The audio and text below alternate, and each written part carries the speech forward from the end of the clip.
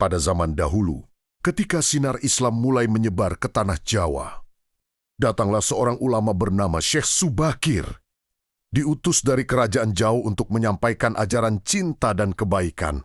Ia tiba dengan hati yang penuh kebaikan namun juga tekad yang kuat. Di tanah Jawa sendiri, telah lama ada seorang penjaga yang dipercaya sebagai Haja Bangsa Jin, Sabdopalan. Ia telah menjaga keseimbangan alam dan kehidupan di pulau ini selama ribuan tahun. Tinggal dalam kedalaman gunung, Tidar yang menjulang, tinggi sebagai pusat spiritual. Tanah Jawa banyak makhluk halus dan manusia yang menghormatinya sebagai pelindung warisan leluhur. Ketika Syekh Subakir merasa bahwa waktunya telah tiba untuk menancapkan akar ajaran Islam di Jawa, ia pergi ke Gunung Tidar. Di puncaknya, ia memasang batu sakti, Aji Kalacakra, untuk menyelaraskan energi alam dengan pesan kebaikan yang akan disampaikannya. Namun, hawa panas yang keluar dari batu tersebut mengganggu kediaman makhluk halus, membuat mereka terpaksa berpindah tempat.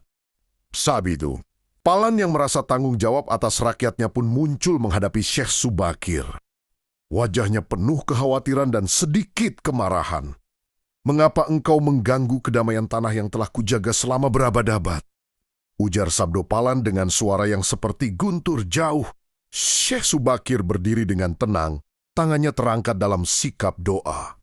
"Wahai penjaga tanah Jawa, aku tidak datang untuk mengganggu atau menggantikan apa yang sudah ada. Aku datang untuk menyampaikan ajaran yang mengajarkan cinta kepada Tuhan dan sesama," jawabnya dengan nada yang lembut namun tegas. Tak lama kemudian, keduanya terlibat dalam perjuangan spiritual yang tidak menyakitkan siapapun, hanya sebuah ujian kekuatan dan niat hati yang berlangsung selama 40 hari dan 40 malam. Sabdopalan menunjukkan kekuatan alam yang luar biasa, sementara Syekh Subakir mengeluarkan kekuatan dari doa dan keikhlasan. Pada hari ke-41, kedua tokoh itu berhenti dan saling memandang.